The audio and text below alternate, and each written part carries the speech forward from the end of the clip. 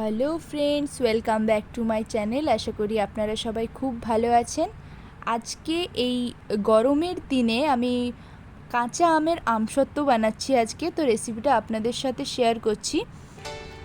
কিছুগুলো কাঁচা আম খুব ভালোভাবে ধুয়ে তারপর আমি ছুলে নিচ্ছি।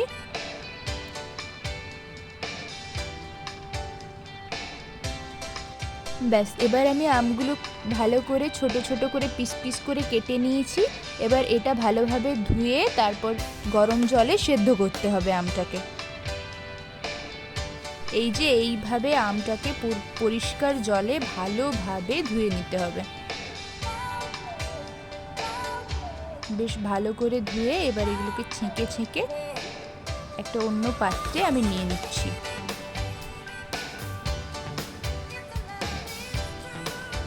এভাবে একটা পাত্রতে জল নিয়ে চুলোয় বসিয়ে সেটাকে ভালোভাবে ওয়ার্ম করে নিতে হবে।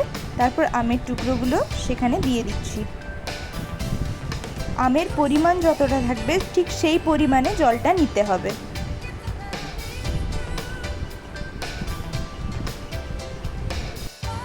সব কটা আম আমি আস্তে আস্তে করে দিয়ে দিয়েছি। এবার ভালোভাবে একটু নাড়াচাড়া করে তারপর একটা ঢাকা দিয়ে দিতে হবে। ঢাকনাটা দেওয়ার কারণ যাতে আমটা ভালোভাবে সেদ্ধ হয়ে যায়।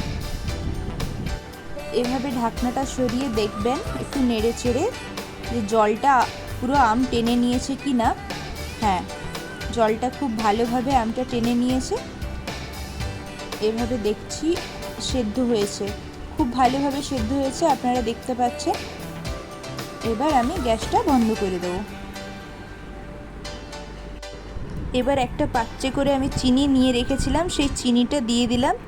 দিয়ে ভালোভাবে নাড়াচাড়া করছি যাতে চিনিটা খুব অল্প সময়ের মধ্যেই গলে যায়।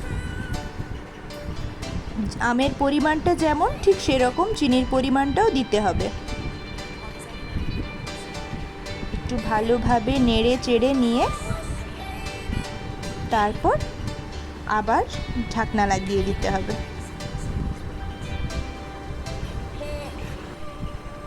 আমটা আমি নামিয়ে রেখেছিলাম, দেখতে পাচ্ছেন আপনারা আম এবং চিনির মিশ্রণটা কি ভালোভাবে হয়েছে। এবার আমি অল্প অল্প করে আম নিয়ে মিক্সার গ্রাইন্ডারে দিয়ে দিচ্ছি।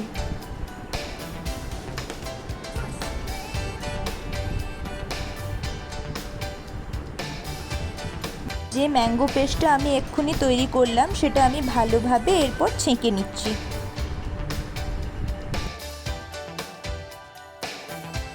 এভাবে মিশ্রণ হয়ে গেলে গ্যাসটা জ্বালিয়ে তারপর আমটাকে ভালোভাবে জ্বালে দেওয়ার জন্য বসাতে হবে হাই ফ্লেমে। এইবারে বেশ কিছুক্ষণ ভালোভাবে নাড়াচাড়া করব যাতে কোনোভাবে আমটা লেগে না যায় পাত্রের মধ্যে।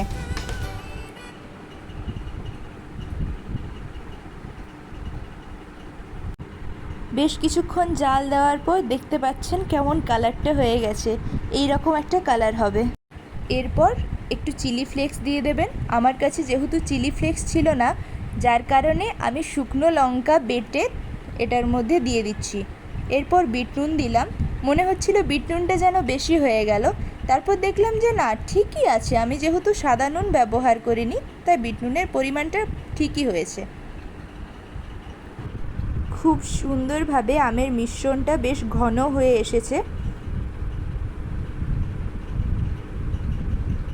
এভাবে নেড়ে নেড়ে আরও ভালোভাবে ঘন করতে হবে।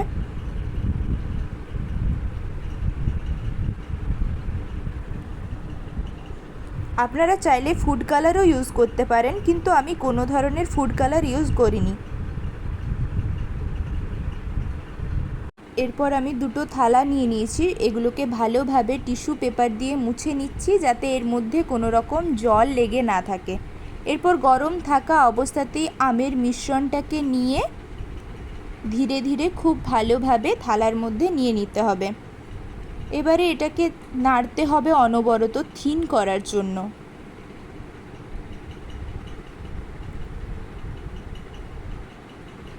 এভাবে একদম আস্তে আস্তে করে নেড়ে নিচ্ছি।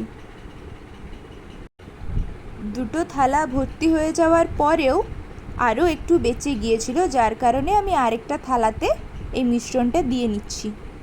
বেশ, আপনাদের কাজ এখানেই শেষ। এবারে কাজ শুধু সূর্য মামার। রৌদ্রের প্রখরটা যেহেতু প্রচণ্ড, তাই একদিন রেখেই আমার এভাবে খুব সুন্দর আমসত্ত্ব তৈরি হয়ে গিয়েছে। এই যে একদম পুরো দোকানের মতো আমসত্ত্ব, খুব সহজেই অল্প সময়ের মধ্যে বাড়িতে। সবগুলো আমি উঠিয়ে একবার দেখাচ্ছি আপনাদের।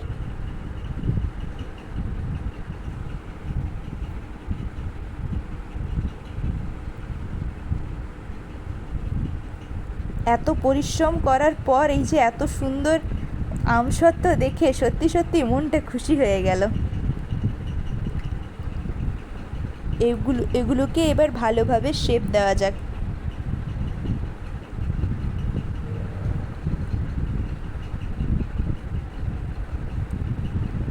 পিস পিস করে এখন আমি এগুলোকে কাটছি।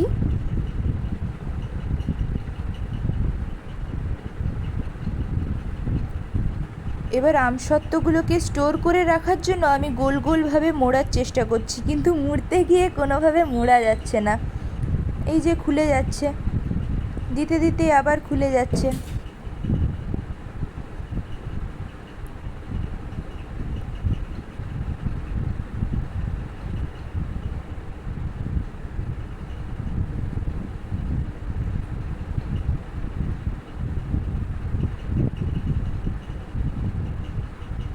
এভাবে আপনারা এগুলো স্টোর করে দিয়ে রাখতে পারবেন।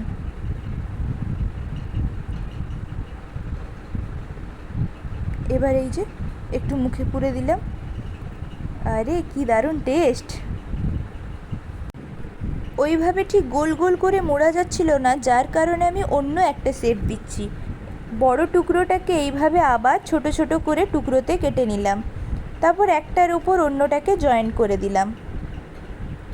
এবার এইটা চলে যাবে, না আমার মুখে যাবে না, এটা যাবে কৌটোতে, কারণ এক্ষুনি ভাত খাবো, যার কারণে এখন এটা অতটাও খাওয়া যাবে না। সো বাই বাই বন্ধুরা, আপনারা এটা বাড়িতে নিশ্চয়ই তৈরি করে আমাকে জানাবেন খেতে কেমন হয়েছে।